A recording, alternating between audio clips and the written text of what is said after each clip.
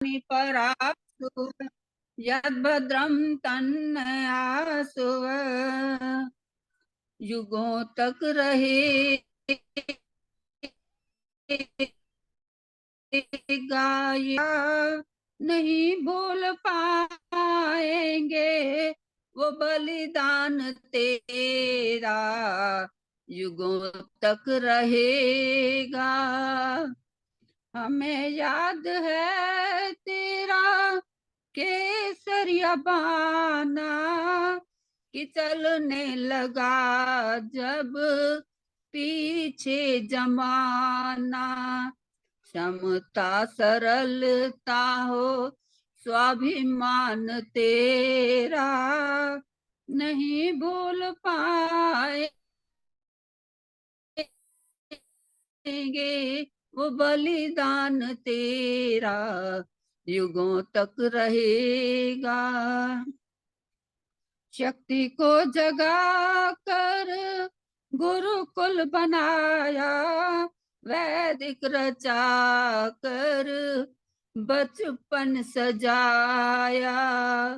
गुरुकुल कांगड़ी में बसा प्राण तेरा नहीं भूल पाएंगे वो बलिदान तेरा युगों तक रहेगा। कफन बांध कर सदा ही चला था आवाज सुन कर तेरी जमाना हिला था। मस्जिद पर मंत्रों का गुंजाना नहीं भूल पाएंगे वो बलिदान तेरा युगों तक रहेगा।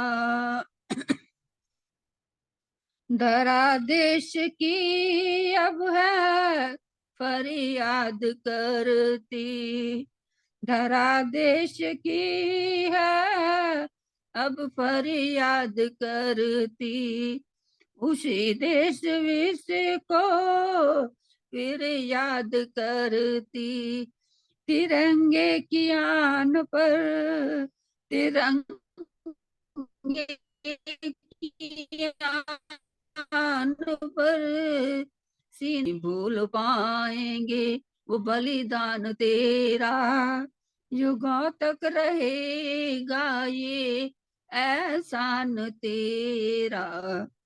जो सोती दौलत तूने लोकहित चलाया सारी दुनिया ने तुझको बहुत सताया। वो गोली चला कर करना अपमान तेरा युगों तक रहेगा ये एहसान तेरा नहीं भूल पाएंगे वो बलिदान तेरा युगों तक रहेगा ये एहसान तेरा युगों तक रहेगा ये एहसान तेरा। धन्यवाद भाई साहब आपका, आपने समय दिया। सम्मानित शर्मा जी।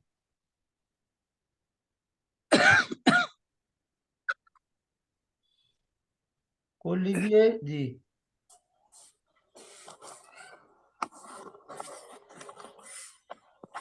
आइए। ओम स्तुता मया वरदा वेद माता प्रचोदयन्ताम पावमानी द्विजानाम आयु प्राणाम प्रजाम पशुम कीर्तिम द्रविणम ब्रह्मवर्चसम मह्यम दत्त्वा ब्रजत ब्रह्मलोकम। कल बहुत ही अच्छा प्रोग्राम होने वाला है। हमारे राष्ट्रीय प्रवक्ता बीजेपी इंस्टेड बीएचपी के बंसल साहब महरौनी में बहुत ही अच्छा प्रोग्राम करने जा रहे हैं। उसके लिए बहुत बहुत साधुवाद। लखनलाल जी के लिए बहुत ही अच्छे कार्यक्रम कराते रहते हैं। कल स्वामी सदानंद का बलिदान दिवस है। इसके उपलक्ष्य में उन्होंने बहुत ही अच्छे प्रोग्राम करवाया हुआ है महरौनी में। स्वामी श्रद्धानंद का बरेली से भी कनेक्शन रहा है। स्वामी श्रद्धानंद का जन्म 1856 में हुआ था। उनके पिताजी नानक चंद बरेली के शहर कोतवाल थे, प्रथम शहर कोतवाल। हमने उनका एक फोटो यहाँ पर कोतवाली में लगवाया, हम और राजेंद्र जी ने, हमारे संरक्षक हुआ करते थे उस समय। और उसी बीच में हमारे राजेंद्र जिज्ञासु जी होवर वाले बरेली आए, तो महर्षि दयानंद कहाँ कहाँ रुके और क्या क्या उन्होंने किया वो जगह देखना चाहते थे। तो राजेंद्र जिज्ञासु को, जो कि बहुत ही अच्छे कार्यकर्ता है, इतिहास लिखने वाले हमारे आर्य समाज का, उनको पूरा बरेली शहर घुमा के दिखाया कि महर्षि दयानंद जी यहाँ पे रुकते थे, इस पेड़ के नीचे बैठ करके सदैव अपना ध्यान लगाते थे। पास में ही बहुत अच्छा सरोवर था। एक यहाँ पर लक्ष्मी नारायण खजांची थे, उनकी एक कोठी हुआ करती थी, बेगम कोठी कहलाती थी, वहां पर ऋषि जी रुके हुए थे। तो उसको देख करके राजेंद्र जी बहुत ही खुश हुए। उन्होंने कहा कि हमारे लोगों के लिए ये जो धरोहर थी हमारी महर्षि दयानंद की, वो मिल गई। और बरेली में ही स्वामी श्रद्धानंद का जन्म हुआ। वास्तव में पहले वो घनघोर नास्तिक थे, मांस खाते थे, शराब पीते थे, लेकिन जब बरेली में उनका पदार्पण हुआ 1979 में, तब उनके पिताजी यहीं के शहर कोतवाल थे और उन्होंने अपने बेटे से कहा, बेटा उनकी बातों को मानता था, मना नहीं करता था। उन्होंने कहा, बेटा एक बहुत ही अच्छे महात्मा आए हुए हैं, तुम उनकी बातें सुनना, बहुत ही तर्कपूर्ण बातें, बहुत ही तर्कपूर्ण व्याख्यान यहाँ पर देते हैं, आप उनको सुने। पहले तो उनके मन में आया कि एक ऐसा ऋषि जो साइंस वगैरह कुछ नहीं जानता, वो क्या अच्छी तर्क की बातें बताएगा। लेकिन पिताजी के कहने पर वो उनका प्रवचन सुनने लगे और सुनते सुनते उन्होंने जितनी भी अपनी जिज्ञासाएं थी वो सब अपनी शांत कर ली। अब शांत करने के बाद वो महर्षि का जीवन देखना चाहते थे। तो बरेली में जहाँ रहते थे शहर के बाहर बहुत बड़ा जंगल था, पास में ही कोठी थी जिसमें लक्ष्मी नारायण खजांची ने उनको ठहराया हुआ था। तो एक रात में 2 बजे ही उठकर चल दिए उन्होंने। पता चला कि महर्षि 3 बजे उठ जाते हैं, तो 2 बजे उठ के चल दिए। और जैसे ही महर्षि टहलने के लिए गए और वो देखने के लिए गए कि महर्षि जी कहाँ पे जाते हैं, तो शुरू में तो महर्षि की चाल बहुत धीरे थी, बाद में इतनी तेज हो गई उन्हें दौड़ना पड़ा। अंत में वो हाँफ के गिर गए और इस बीच महर्षि आगे चले गए और अपने गंतव्य स्थान पर जाकर के ध्यान करने लगे। इस घटना के बाद उनका जीवन ही बदल गया। जब वो पंजाब में आए तो उन्होंने अपनी सब कोठी बेच दी, क्योंकि उनकी जो बिटिया थी क्रिश्चियन स्कूल में पढ़ती थी, उनको पढ़ाया गया कि जो ईसा मसीह है वो भगवान कृष्ण और राम की तरह है, ईसा तेरा कृष्ण करैया, ईसा तेरा राम नवैया। तो इसको सुनकर के उनका दिल बिल्कुल ही बदल गया कि हमारे आर्य संस्कृति के लिए ईसाई लोग किस तरह से परिवर्तित करना चाहते हैं। तो उन्होंने अपने बच्ची के लिए वहां पर एक गुरुकुल खोला और उस गुरुकुल में अपनी बच्ची को पढ़ाया। बाद में उन्होंने प्रण किया कि हम आर्य सभ्यता के लिए गुरुकुल खोलेंगे और उन्होंने एक बहुत ही बड़ा गुरुकुल कांगड़ी में, कांगड़ी उस समय बहुत गांव हुआ करता था, वहां पर जंगल में शेर और बाघ वगैरह भी आया करते थे। तो उसको खोलने के लिए उन्हें पैसा इकट्ठा करना था, तो उन्होंने वहां आसपास के लोगों में घूम करके पैसा इकट्ठा किया और गुरुकुल कांगड़ी की स्थापना की। वो गुरुकुल कांगड़ी ऐसा था कि वो वहां बम पैदा कर, अंग्रेज ने कहा तो अपने यहाँ क्या संग्राम में ये बम आपके लिए काम आ सके और हम स्वराज अपना प्राप्त कर सके। क्योंकि हमारे गुरुजी ने कहा है कि अपना शासक कैसा भी हो लेकिन स्वराज होता है, और विदेशी शासक कितना भी अच्छा हो वो हमारे लिए ग्रहण नहीं है, माननीय नहीं है। तो इसके लिए उन्होंने गुरुकुल खोला और गुरुकुल में सबसे पहले उन्होंने अपने बच्चों को, हरीश चंद्र को और इंद्र वाचस्पति को उसमें भर्ती कराया और उसके बाद उन्होंने गुरुकुल कराया। आजकल वही गुरुकुल यूनिवर्सिटी बन चुका है और दूर दूर के विद्यार्थी, उसमें साइंस विभाग भी है, कई विभाग उसमें खुल गए और बहुत अच्छी तरह से उस गुरुकुल में पढ़ाई होती है। और हमारे लिए बहुत हर्ष का विषय है कि उन्होंने गुरुकुल परंपरा का शुरुआत की, उससे बड़े बड़े अच्छे विद्वान वाचस्पति निकल के आए और उन्होंने आर्यों के ये बहुत ही अच्छा प्रचार प्रसार किया। उसी के एक प्रोडक्ट थे सुरेंद्र कुमार जी, उन्होंने जो मनुस्मृति थी उसको संशोधित करके बहुत ही अच्छी पुस्तक लिखी। एक बार बरेली में आए थे तो उनकी हमने पुस्तक पढ़ी और उनसे बातचीत हुई तो उन्होंने बताया कि इस पुस्तक को कैसे पढ़ना है। तो इस तरह के संस्मरण कुछ हमारे यहाँ आर्य समाजियों के बीच में, कई तरह के आर्य तरह तरह के व्यवहार समाजी हमारे बीच में आए, लेकिन सुरेंद्र कुमार जी उन्होंने काफी गुरुकुल के बारे में बताया और बताया कि अपने मनुष्य प्रति जो हमने परिष्कृत करके लिखी हुई है ये आर्यों के लिए है, वरना जो पुरानी वाली मनुस्कृति थी उसके लेकर के काफी लोग आपस में विरोधाभास रहता था, तो उन्होंने उसको परिष्कृत कर दिया। तो हमारे लिए इस बलिदान दिवस पर स्वामी श्रद्धानंद के लिए कोट सा प्रणाम, कोट सा नमन कि उन्होंने हमें गुरुकुल परंपरा से परिचित कराकर गुरुकुल बनाया, और हमारे लिए जितने भी प्रचारक और विद्वान लोग उन्होंने पैदा किए वो हमारे आर्य जगत में सेवा कर रहे हैं। बहुत बहुत धन्यवाद लखन लाल जी, हमको समय देने के लिए आपका धन्यवाद, साधुवाद।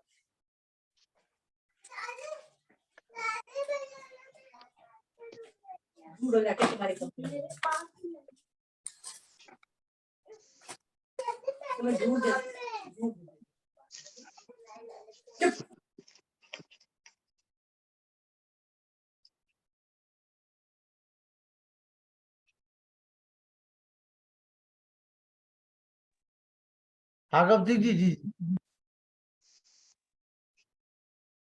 चलिए, आगवती जी तो नहीं आ पा रहे हैं। डॉक्टर राकेश कुमार जी आ चुके हैं, थोड़ा सा समय देंगे उनको बाद में हम। पहले अनिल कुमार नरूला जी से 2 शब्द। नरूला जी आइए। डॉक्टर साहब राकेश कुमार आर्य जी, लखनलाल जी, वेद प्रकाश शर्मा जी, सबको सादर प्रणाम। बड़े हर्ष का विषय है कि आज डॉक्टर राकेश जी के इससे दर्शन हो रहे हैं, और अवश्य ही हमें इनसे महत्वपूर्ण जानकारी, महत्वपूर्ण तथ्यों का पता चलता रहता है, और हमें आशा है कि आज भी बड़े अच्छे अच्छे विचार सुनने को मिलेंगे, अच्छे अच्छे तथ्यों का हमें पता चलेगा। और इस बारे में तो कहना ही बेकार है। डॉक्टर राकेश कुमार आर्य जी की प्रशंसा में 2 शब्द कहना भी सूर्य दीपक दिखाने के लायक है। तो बहुत बहुत आभार और बहुत बहुत शुभकामनाएं आपको। हम चाहते हैं कि आप जो है दिन दुनी रात चौगुनी उन्नति करें। बल्कि मैं तो एक दिन सोच रहा था कि हमें एक अभियान चलाना चाहिए कि डॉक्टर राकेश जी को पद्म श्री मिलनी चाहिए हर अर्थ में, जिस हिसाब से जैसे इन्होंने कार्य किए हैं और जितना मेहनत कर रहे हैं, और भारतीय पुनर्लेखन का आइए इतिहास दया पुनर्लेखन जी, कार्य भी स्टार्ट दया कर जी, रहे हैं। दया आप जी एक भजन। धन्यवाद। ओम जी सभी को सादर नमस्ते। नमस्ते जी। ना कर चोले को बदनाम, तुझको हीरा मिल गया। ना कर चोले को बदनाम, तुझको हीरा मिल गया। बंदे जप ले प्रभु का नाम, तुझको हीरा मिल गया। ये मानव का चोला बंदे, तूने हीरा पाया है। परमेश्वर को जप ले बंदे, वेदों ने बतलाया है। तेरा हो जाए बेड़ा पार, तुझको हीरा मिल गया। ना कर चोले को बदनाम, तुझको हीरा मिल गया। क्या लेकर के आया बंदे, क्या लेकर तू जाएगा। मुट्ठी बांध के आया बंदे, हाथ पसारे जाएगा। कर लेने की के कुछ काम, तुझको हीरा मिल गया। ना कर चोले को बदनाम, तुझको हीरा मिल गया। मस्त हुआ दुनिया में ऐसा, नाम प्रभु का भूल गया। विषयों में फंस करके बंदे, क्यों जीवन बर्बाद किया। तेरा कैसे हो कल्याण, तुझको हीरा मिल गया। ना कर चोले को बदनाम, तुझको हीरा मिल गया। मस्त हुआ दुनिया में ऐसा, नाम प्रभु का भूल गया। मस्त हुआ दुनिया में ऐसा, नाम प्रभु का भूल गया। काम क्रोध विषयों में फंसकर, क्यों जीवन बर्बाद किया। बंदे ना करे ऐसे काम, तुझको हीरा मिल गया। ना कर चोले को बदनाम, तुझको हीरा मिल गया। एक पैसा दान करके चवन्नी चुराते हो। एक पैसा दान करके चवन्नी चुराते हो। एक पुण्य करते हो और 15 पाप कमाते हो। एक पुण्य करते हो और 15 पाप कमाते हो। बंदे छोड़ दे से काम, तुझको हीरा मिल गया। ना कर चोले को बदनाम, तुझको हीरा मिल गया। बंदे जप ले प्रभु का नाम, तुझको हीरा मिल गया।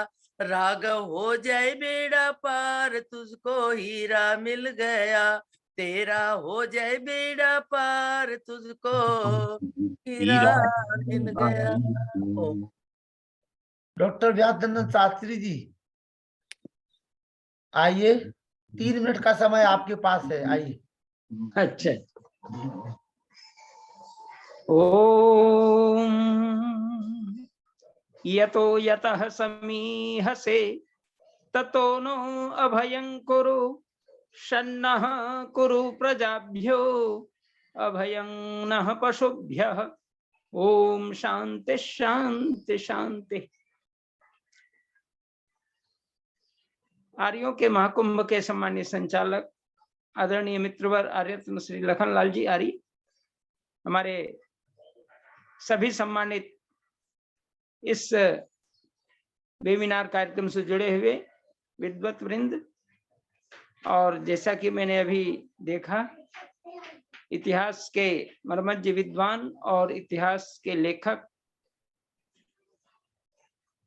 गवेषक, अन्वेषक और महान इतिहासकार आदरणीय विद्वान डॉक्टर राकेश कुमार आर्य जी, और उनके प्रसंग को सुना रहे थे माननीय अनिल कुमार नरूला साहब, प्रोफेसर वेद प्रकाश जी शर्मा, दया आर्य जी का भजन बड़ा ही अच्छा चल रहा था। मानव जीवन के बेकार की जिंदगी जीने वाले को सावधान कर रही थी। सभी सम्मानित मातृशक्ति बहनें, देवों एवं सज्जनों, अभी विचार सचमुच जो आया है निसंदेह मानव कल्याण के लिए है, और हमारे इस कार्यक्रम से जुड़े हुए हैं जिनका इतिहास के ऊपर बड़ा ही सुंदर हम लोग विवेचन श्रवण करके अपने को गौरवान्वित महसूस कर लेते हैं, गौरवान्वित मानते हैं। और पूरी आर्य वसुंधरा, पूरी सृष्टि के लोग यदि आदरणीय डॉक्टर राकेश कुमार आर्य जी के चिंतन और विचारों और भारतीय गवेषणाओं के संबंध में और इतिहास को जो दबाया गया, उनको उभारने में जो उनका श्रम और सही पूर्ण रूप से तपस्या है, वो सबके लिए अनुकरणीय आदर्श को प्रस्तुत कर रही हैं। निसंदेह उनका जीवन, उनका तपस्या पूर्ण जीवन और साथ ही साथ लेखन कार्य को अत्यंत गंभीरता और अत्यंत मर्मज्ञता के साथ दुनिया के सामने प्रस्तुत करने, खासकर भारत के लोगों के सामने प्रस्तुत करने में उनकी अहम भूमिका रही है। मैं ऐसे महान चिंतक, गवेषक और इतिहास के महान विशेषज्ञ विद्वान और साथ ही साथ महान इतिहासकार को हम अपने बीच पाकर के गौरवान्वित हो रहे हैं। आदरणीय डॉक्टर साहब को बहुत बहुत आभार, बहुत बहुत धन्यवाद। निसंदेह भारतीय इतिहास की जो झलक और विश्व इतिहास की झलक लिखने वाले पंडित जवाहरलाल नेहरू अपने को बहुत समझ रहे थे कि मैं बहुत बड़ा काम कर रहा हूं, लेकिन उनके इतिहास को देखने से तो पता चलता है कि किस प्रकार की छिछली बातों को लेकर के भारत की विश्व के सामने झलक दिखाना चाहते हैं। वस्तुतः हम भारत क्या थे, हम क्या थे, क्या हो गए हैं और क्या होंगे अभी, अब वो विचारें आज मिलकर ये समस्याएं सभी। राष्ट्रकवि मैसर गुप्त ने कभी भारत भारती में ये पंक्तियां कही हैं। निसंदेह उनका जो भारतीय दर्शन का जो आदर्श रहा है वो हमारे चारों वेदों से टिकी हुई हैं, और चारों वेदों में जो उदात्त सांस्कृतिक धरोहर की जो चर्चाएं हमारे ऋषियों ने कही हैं, और खास करके परमपिता परमेश्वर की कल्याणी वाणी वेद, जिसको युग प्रवर्तक वेदोद्धारक महर्षि दयानंद जी महाराज ने इतना सुंदर आयाम तक पहुंचाने का काम किया है, और हमारे गौरवान्वित इतिहास को भी उन्होंने सत्या प्रकाश के पन्नों में दर्शाया है। लेकिन उसको तो हम कुछ कुछ पा रहे हैं, लेकिन पूर्ण रूप से हम अगर पाने के लिए इच्छुक हैं और पाना चाहते हैं तो निसंदेह हमको डॉक्टर राकेश कुमार जी की ही शरण में आने की आवश्यकता है। और निसंदेह अभी उनके जैसे विचार और खासकर उनका जैसा परिश्रम, उनका जैसा जो उनका कार्य चल रहा है, निसंदेह अभी पद्मश्री की चर्चा कर रहे थे, मैं भी पूर्ण समर्थन करता हूं कि ऐसे महान चिंतक गवेषक को ये उपाधि न्यून ही होगी, लेकिन ये मिल जाए तो बहुत बड़ी बात होगी आर्य जगत के लिए, और ऐसा सम्मान मिलना ही चाहिए। हम लोग पूर्ण रूप से समर्थन करते हैं, पूरे आर्य जगत के लोग ऐसी मांग करते हैं भारत के प्रधानमंत्री जी से, और जो उसकी विचारधारा से, और उसको जो सम्मान देने वाली टीम होती है उनसे, ताकि ऐसे गवेषक चिंतक और आर्य इतिहास के पुनर्लेखन के काम को उदात्त विचार से आगे बढ़ाने वाले को तो सम्मान मिलना ही चाहिए। यही हमारी संस्कृति की पहचान बनने वाले हैं। निसंदेह ऐसे महान धुरंधर और साथ ही साथ भारतीय गवेषक चिंतक को इतना सम्मान जब मिलेगा तभी हम लोग गौरवान्वित होंगे। निसंदेह हमारा आर्य जगत इनके प्रति निरंतर रूप से लगे हुए रहते हैं, और साथ साथ उनको महान आदर्श की गहराई तक हम लोग समझना चाहते हैं। निसंदेह हम अधिक न कहते हुए, समय अभाव है, लेकिन मैं पुनः आदरणीय विद्वान डॉक्टर राकेश शर्मा जी को अभिनंदन कर रहा हूं।